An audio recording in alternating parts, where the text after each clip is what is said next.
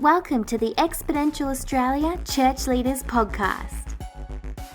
Well, hello there, Exponential Australia. It is such a joy to have you with us today, joining us either via podcast or via our video interviews online. And again, if you haven't hit subscribe on that, as we update that regularly, wanting to invite the Australian church and Australian church leaders into a conversation around multiplication and opportunities to engage the whole of Australia around church planting and multiplication. And today, as we have been, we are joined by just another outstanding guest on our podcast today, Dave Adamson, known to many as Aussie Dave, who has become prolific when it comes to talking about church in the online space, and particularly the new frontier that we have all become accustomed to over the last 2 years. And so, Dave, we're just so joy-filled and honored that you'd be with us today. Thanks so much. Yeah, Charlie, it's great to be here. Thanks for having me, man. I really appreciate it. It's good to see you. Awesome. Well, for those who maybe, I'm sure many of you have heard of your work, Dave. You've just released a fantastic new book that we're going to get to later in our conversation today. I wonder if you just give a bit of a sketch, a bit of an overview of your ministry, of your life over the last, 10, 15 years, what you've been up to in the US, and particularly what you're doing now today. Yeah, I think it actually starts probably, Charlie, a little bit before, like 15 years ago. I became a Christian when I was in year 11 at school, and had no intention of ever going into full-time ministry. All I ever wanted to be was a sports reporter. Growing up in the western suburbs of Melbourne, big AFL fan, loved my footy, and just really that was my career of choice.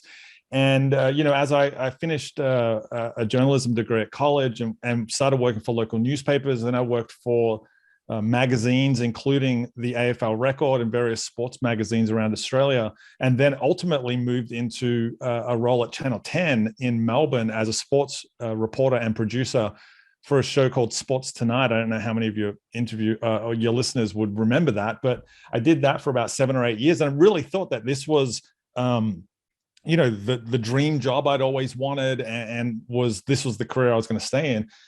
But, sometimes this is how God works, right? He had completely other plans. And little did I know that what he was actually doing was preparing me for skills that I would ultimately use after 7 or 8 years in TV to move into online ministry in 2008, where the communication skills that I developed, the production skills, the on-camera skills that I'd been developing unbeknownst to me, thinking that I was just building my own thing, right? God was going to use that for online ministry. And it all started when I went for a job at ESPN in Connecticut. And after getting offered the position, my wife and I just felt that God was calling us into full-time ministry. And ultimately that led to us moving to the United States to live in New Jersey for about 5.5 years, where we joined the church there and I became the online pastor. I was actually the 8th online pastor in the world.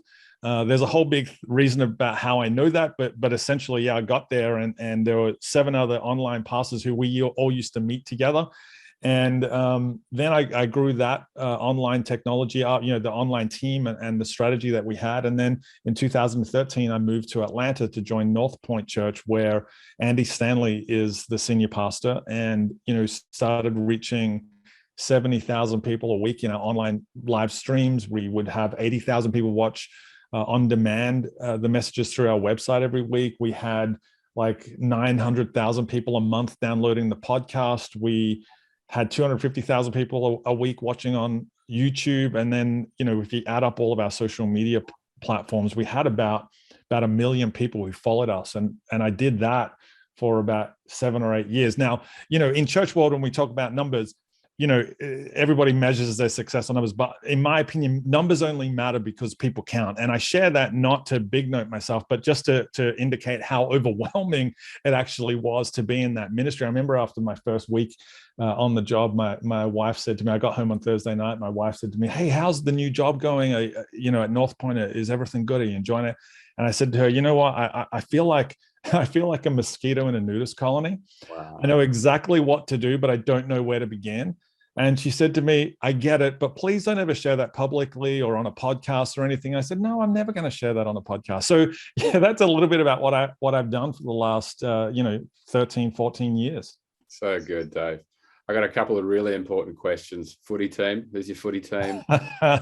Western Bulldogs, which is unfortunate right now because as we're recording this, we just came off a loss to Geelong, and I was absolutely gutted on Friday night, like gutted that we lost. It was so terrible. So Western Bulldogs, man. Awesome. And tell me, just to backtrack a little bit, how did you feel in 2008 saying to people, I'm an online pastor? That must have just seemed barbaric at the time. Oh my gosh, such a great question. Yeah, I mean, it was so awkward. It was almost one of those things where, people, what do you do? Oh, I'm a online pastor. I'd cover my mouth or I'd drop the volume of my voice because, it was one of those really crazy, weird things. And I wish I had $1 for every time somebody said, well, online church isn't real church, or if they quoted Hebrews 10:25 at me about, not giving up gathering together. I wish I had $1 for every time that happened because, there was back then, even not even back in 2008, back in 2019, there was still pushback that people were thinking that this is not quote unquote real church or legitimate church. But if there's one thing that the pandemic did, if there's one thing that the lockdowns of church buildings did, is it turned live streams mainstream. Suddenly everybody was doing online church. Suddenly everybody was streaming. And I felt in those months from, early 2020, I was really glad that I had the experience that I had of not just doing church online, but, not just streaming online services, but actually doing online ministry. So that put me in a position to be able to help a lot of churches around the world as they transitioned into streaming their services and then ultimately into doing online ministry as well. That's great, Dave.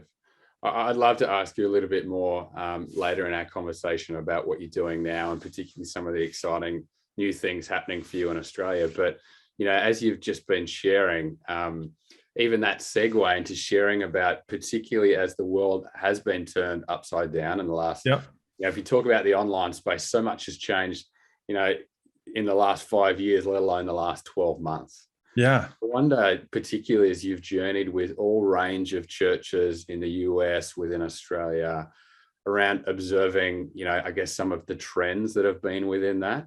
Yeah. What would some of your comments be, particularly over the last 2 years of churches that have been able to engage that online space well? Yeah. So the churches that did it really well were the churches that were super innovative, and not just churches, ministries as well. That the ones that were innovative in their approach and innovative in their thinking, that nothing was off the table. The churches that didn't do so well, I think, were the ones that thought church had to look a certain way. That the way Andy Stanley would put it is, he always told us to date the model, marry the mission. But the churches that didn't do especially well were the ones who were married to their mission and maybe to their model and maybe didn't even realize it. They're the churches for whom, when buildings started opening up again and people started stepping back into their church, these church leaders stepped back into time and just started treating online as like this short-term mission trip that we had to do. But now we're back and we can do church the way it's meant to be done. But when I look at things, the churches that were doing really well were the churches that had already started to adopt some sort of online ministry presence. And I say that word specifically because doing online church is different to doing online ministry. There are churches who are like, I do online ministry because I stream my services, but that's really just broadcasting what's happening inside the building, or they think they're doing online ministry because they've got a social media calendar and they've got stuff that they're posting on Twitter and Instagram and Facebook. But those sorts of things are, I think, just part and parcel of doing, living in the world nowadays. But in order to be doing online ministry, you really have to have a system and a strategy and, standard operating procedures and data that you're tracking to measure the success of what you're doing in order to reach people online on a consistent basis. I think the churches that did well had made this mind shift, Charlie, away from this idea that online ministry is just simply broadcasting services. Online is not a broadcast channel. It's actually a narrowcast channel, because unlike TV, which is a broadcast medium, You can broadcast stuff, and I can yell at my TV when I'm watching the Bulldogs play on channel 7 or channel 10 or whatever it might be, right? I can yell at the TV, but the commentators don't talk back to me. That's because it is broadcast. Yet narrowcast allows me to really, as a church leader, I can narrowcast to the people who live within driving distance of my church building and communicate with them backwards and forwards during that live stream, during that narrowcast. And so the churches that have done really well are the ones who, before the pandemic, understood that it was a narrowcast system, a narrowcast medium, and they were already sending out content in that capacity across multiple channels, whether it was the church online platform, their own website, podcasting, social media channels, TikTok, or if it was on YouTube. The churches that have done well are the ones that were innovating in those spaces anyway. And I mean, I would love to see more churches, especially more churches in Australia, be more innovative in our approach to church. Church doesn't have to look like the way it's always looked like for the past 20 years or even the past 2 or 3 generations, let's be honest.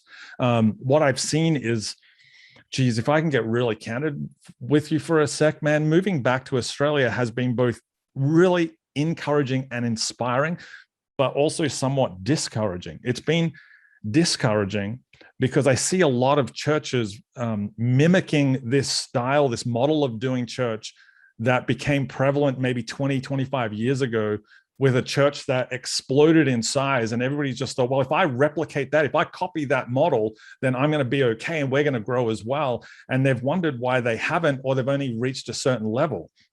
So that was the discouraging side. But the encouraging side was, man, when I look at data that says that, 90+% of Australians are unchurched, that just opens up this unbelievable opportunity for us as church leaders to reach people who are far from God. But in order to do that, we have to get innovative, and we have to readopt the spirit of innovation that the Apostle Paul had. The Apostle Paul used the technology of his day to reach people who are far away from him distance-wise, right? And the technology of his day was letter writing. If anybody who's listening to this is under 30, letter writing is when you take a pen and you press it down onto paper and you move your wrist around.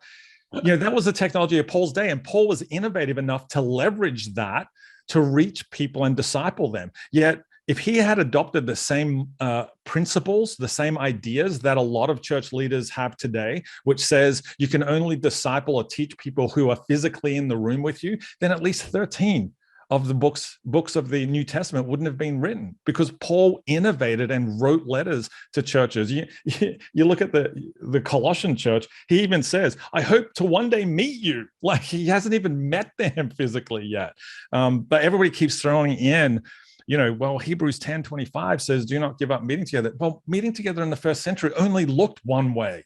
But, you and I are meeting together now. You're in Sydney, I'm on the Sunshine Coast. And I don't feel any disconnect. Like we've got this technology that allows us to gather together in completely different ways nowadays. And the other part of it for me is, I remember when I first started going to church, I kept hearing Acts 2:47 brought up all the time, because, church leaders were really keen about Acts 2:47, because that's when God adds to their number daily those who are being saved. But in order to get to Acts 2:47, we have to go past Acts 2:46, which says, and the people met together every day in the temple courts and in homes. Like, we only meet once a week, but we want God to still give us the Acts 2:47 promise. But in order to get that, we have to have the Acts 2:46 commitment that we meet together every day. And the best way for us to do that in the 21st century is online, is to do Zoom calls, is to do, Facebook posts, to do Instagram, to get our content out on YouTube, to use texting apps, to do podcasts. There's so many different ways we can stay connected with people in the 21st century. And I think we need to readopt that spirit of innovation that the Apostle Paul had so prevalently. Oh, Dave, I love that. And you speak about that so eloquently and inspiring. And I really do hope that our listeners today are kind of beginning to particularly that line that you used before, and this is very much close to the heartbeat of Exponential as well, that there's that 90% of Australia that at thus far is thoroughly uninterested in the way that we're doing church or engaging with the Christian community. And particularly as churches go about thinking creatively and entrepreneurially, and to think about how we're going to reach that 90% is so cool. what should be close to the heartbeat of every church leader, every church planter, thinking at 90% rather than just shifting around sheep in the different pens that there may be. Yeah, so true. There's another line that you kind of used before, Dave, that I just want to circle back to as well. And we were speaking about this offline before we hit record today, was particularly around how you are providing opportunity for people to also kind of convey and communicate what their questions are. Churches are doing online engagement well. It's not just a monologue, but they actually provide opportunity for typical dialogue. You were speaking about some exciting projects that some other great ministries in Australia are doing. I wonder how you'd speak to that and how churches are able to connect with and I guess tap into what is in that 90% might be having questions about and all sorts of things like that. Yeah. So what I again, another thing that I noticed when I got back, just for context, I lived in the US for 13 and a half years, and we moved back, and my wife and I were on staff at Northpoint, and we left Northpoint to come back home because our kids, especially our eldest daughter, wanted to go to college here in Australia, which I was thankful for because, I didn't want to have an American college bill hanging over my head. And so when we moved back, which was only about 18 months ago from the time we're recording this, to see the church in Australia, which is far more Australia as a culture is far more post-Christian than the US is, but the US seems to be a little bit more innovative in the way they approach the model of doing church, not too far, but just slightly ahead of where Australians are, like from an innovation point of view. But even in America, one of the things I noticed, and certainly noticed it here in Australia, is that too many churches are answering questions that no one is asking. They're answering questions online in their messages, in the content that they put out in their blogs, and whatever it might be, podcasts, blogs, Instagram content, social media content, YouTube videos. They're answering questions that no one is really asking because we're not really in touch with what unchurched people are talking about and what they're going through with their lives. Now, I've never met a pastor who didn't say they want to reach more people with the gospel, yet we're not really sure how to do that. It seems the only way we can do that is invite people to an event that we're putting on and have them come to us, when really we should be leveraging social media to invite people to conversations, not to events. And people, those 90% of Australians, Charlie, they're not going online looking for their local church. They're going online looking for answers, and it's answers to everything from, fixing their car to fixing their marriage, to, what is faith and what is the Bible and is the Bible true? Like, these are the questions they're asking, but we're not answering those questions as church leaders. And when we don't answer those questions, and when we start to see after a while that our videos aren't getting many views and our social media is not getting much engagement, typically what we want to do is throw money at that and start paying Facebook and Instagram to boost our posts.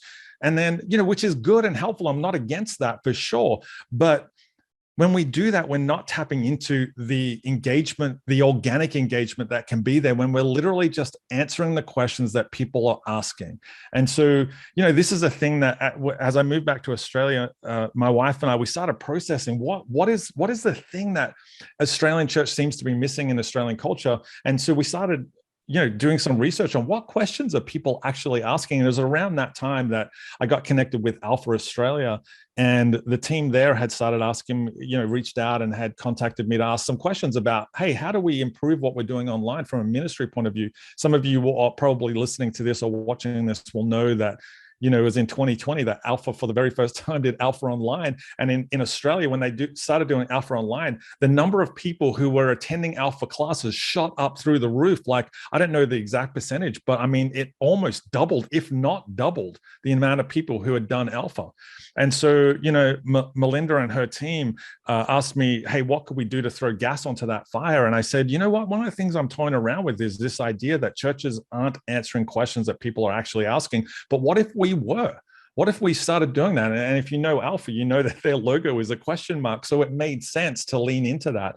And so the team there, as innovative and as forward thinking as they are, they said, hey, why don't we start doing this on our YouTube channel? And we start leveraging YouTube for what it is, a search engine. And when people go searching on YouTube for questions about faith, the Bible, God, Jesus, or church, we can provide answers. And so when I pitched that to them and I said, it should be like 2 or 3 minute videos that answer those questions, because the average length of a YouTube video is around 4 minutes and 20 seconds. And so we want to stay within that threshold to have people watching. What if we started doing that? And to my absolute delight, they said, yeah, let's do it. And so for the past, almost a year now, we've been researching what the top 100 faith questions are in Australia. And we're gathering a whole bunch of pastors and ministry leaders and basically just church leaders to answer those questions. Because what happens is this: my daughters 18, 19, and 21.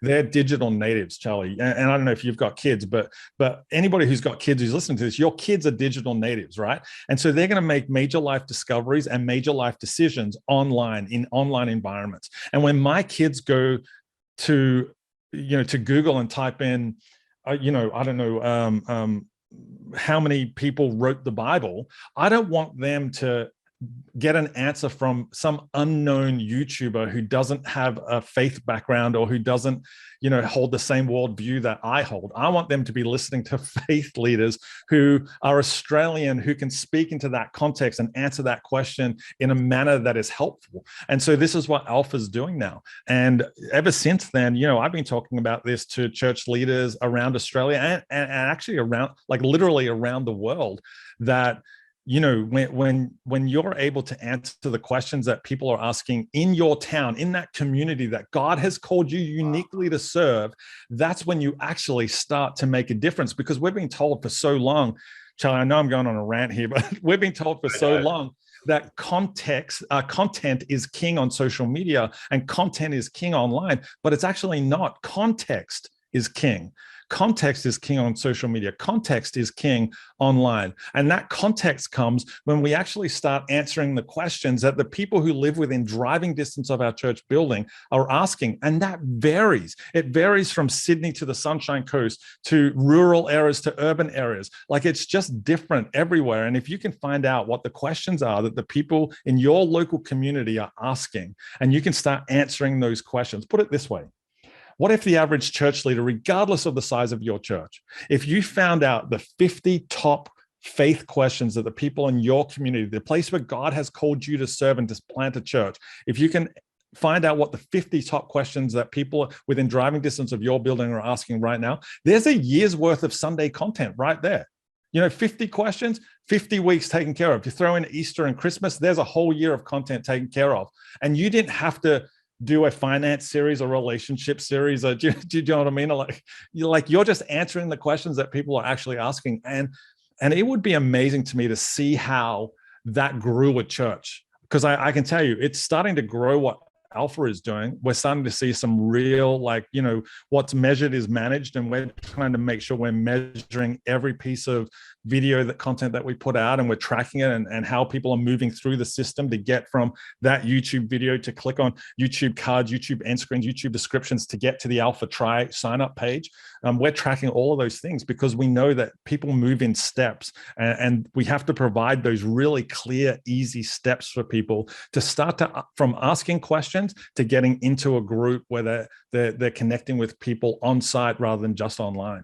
Wow, Dave, there's so much that we could dig into in what you just shared. And I guess my question, particularly if we segue into, you've just released a brand new book, Metaverse. Yeah. Now, churches are able to meaningfully digitally engage and make disciples and see people discipled online. What would just be, I guess, a starting point for a listener today? Going away, apart from getting their hands on your new book and maybe going with that, how could someone start this journey about thinking meaningfully about that? Well, let me give 2 things. Can I give 2 things that could happen? One is a philosophical change, and the other is something really practical. Okay. So the philosophical thing would be this. The book is called MetaChurch, and it's called MetaChurch for a reason. See, a lot of people, when they hear, oh, the book's called MetaChurch, is that a church in the metaverse? Well, no, it's actually not. That word meta is actually a prefix. And I started writing this before Mark Zuckerberg changed Facebook to Meta. And there was a part of me that was thrilled that he did, and a part of me that was, darn it, that's so annoying. But anyway, the idea is that word meta is a prefix, and it's a prefix that means a couple of different things. It means to transform or to change, as in the word metamorphosis, or it means to go beyond, as in the word metaphysical, okay? And so the idea of MetaChurch is, I wrote it to give pastors and church leaders a blueprint for how they can transform and change their model to go beyond a Sunday time slot in a specific building location to reach people who are in their local community. That's really what it's all about. So the idea of MetaChurch is a church that goes beyond the walls of a church building, beyond a day, just a Sunday morning or something along those lines, to actually connect with people who are in the community where that church is planted, and every day of the week, not just on that 1 hour on a Sunday, but to focus on the other 167 hours of the week. So the philosophical advice I would give is, we need to have this change of mindset that church only happens on a Sunday, church only happens on a location. And one of the ways we can cast a vision for that is the simplest way any church leader of any size church can cast a vision for that in your church this coming Sunday, is instead of closing the service after you've preached and after the closing song and somebody's got up and said amen, instead of saying, hey, thanks so much for coming, guys, we'll see you next week, to start to shift and say, hey, thanks so much for being part of our church. Because right there, you've included anybody who's listening on a podcast, anybody who's watching online, as well as the people who are in the room. Thanks so much for being part of our church. We'll see you online during the week. That there casts a vision that we want to stay connected with you. We see discipleship as a 24/7 a thing, not just a class that we do for 6 weeks and then you're a disciple. No, it's an ongoing process. This is the model that Jesus had in the first century. So the practical thing would be to change your thinking and change your language around what it means to be meta, to go beyond what's happening on a Sunday and what's happening in your building. The practical thing would be this. A lot of people think that, they hear that I was at Northpoint, and maybe they've heard of Andy Stanley, and they know that Northpoint is one of the largest, most influential churches in America. And they think that's all right for you, Dave. You like had infinite resources, financial and volunteer and personnel. And yeah, it's great for you to have all of this. But here's the reality, Charlie. Everybody carries with them in their pocket a $1,000 camera. And you open a window, you've got the best light ever. And as a photographer, I'm speaking as a photographer, right? The best light is just glaring in your window every single day. So I would say this, the practical thing is to keep in mind that highly personal is greater than highly produced. So just break out that $1,000 camera, open up a YouTube live stream or an Instagram live, and just say, hey, my name's Dave. I live in the Sunshine Coast. I know we're all going through difficult times at the moment. And, I need prayer because I'm starting to lose hope. I'm discouraged. So I just thought maybe you would as well. And if you're in the area and you need prayer, why don't you just hit me up in a comment now? I'm going to pray for you by name. Wow. Like, it's simple as that you can do anytime. Just take a couple of minutes out of your day and just say, hey, how can I pray for you? Now, that might not get a lot of people the first time around, but as you consistently do that, just with the technology, the equipment you already have on you, what you're going to see is people are going to start to engage with that and interact and see your sincerity. And that's where really highly personal is greater than highly produced. So be authentic online. Post stuff that lets people in a little bit into your world. There's a difference between being, something that is private and something that is personal, for sure. So keep the private, but let people know about what's going on in your life. And that way they're going to feel more comfortable when they're broken and where they're going through a hard time to go, you know what, that guy who was praying for me that time as he walked his dog around the block, I want to go to him at the moment because I'm feeling discouraged as well. So that's how you start to build that reputation. But keep in mind, it's not about reaching the whole world. It's about narrow casting to the people who live within driving distance of your building. This is where the average pastor in Australia can do things that Craig Rochelle, Andy Stanley, Steve Furtick, Judah Smith, I don't know, name your favorite celebrity pastor. You can do things that they can't do. And that's be relevant to the people who live in your community. And relevance is not, unfortunately, we've redefined this word in church world. We think relevance now is skinny jeans and moving lights and a smoke machine, right? Relevance is meeting the need of somebody in the moment that they need it the most. That is relevance. And so you've got the unique opportunity to meet those needs because you know what the needs of your community are, or at least you should. So start doing that. Start being highly personal instead of just highly produced, and change your thinking to beyond Sunday, beyond just that Sunday time slot inside one certain location. Start thinking meta, start thinking outside and beyond that, and transform and change your model to reach people who are beyond your church building. That's phenomenal, Dave. And I want to give opportunity as well, just as we wrap up our time today, just to also ask you about another exciting initiative that you're part of here in Australia. Yep. Those are familiar with Orange coming out of Northpoint, but also having an expression here in Australia. That's a passion that's close to your heart. I wonder if you'd speak to what that looks like going forward here in Australia.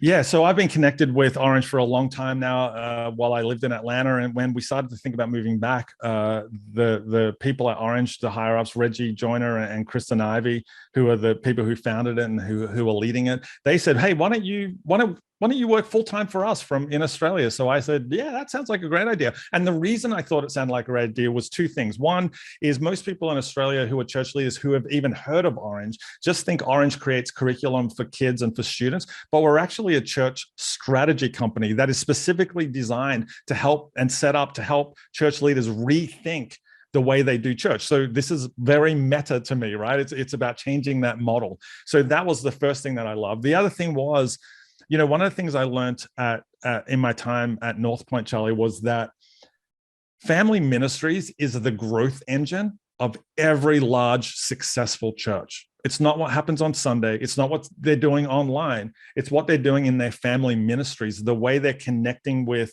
kids and students and being attractional to kids and students, but also the way they're partnering with parents to help parents disciple their kids and pass on their faith to the next generation. And Northpoint would say categorically, family ministries is the growth engine of Northpoint. And I think family ministries is the growth engine of any size church. So to be able to work for a company that is both creating curriculum to help churches with quality content that allows family ministries pastors to spend more time interacting and connecting with parents, while also at the same time helping church leaders rethink their model for doing church, it was just the perfect fit for me. So yeah, I'd be more than happy to talk to any of your listeners about Orange or anything to do with digital technology and the way the church can use it at any time. Absolutely. We'd want to cheer you on with that, Dave, and would want to encourage any listener to jump online and to make contact with you around that. Dave, it has been an absolute pleasure to have you with us today. It's been like drinking from a fire hydrant. There is so much in there for our listeners to consider. And so we'd want to say, hey, go and check out some of Dave's stuff online. Aussie Dave, MetaChurch, I'll get that right this time. Make sure you get your hands on a copy and it'll greatly bless you, and really appreciate you today, Dave. Thanks, man. Thanks for having me on. Thanks for listening. For more great resources, please head to our website at exponential.org.au.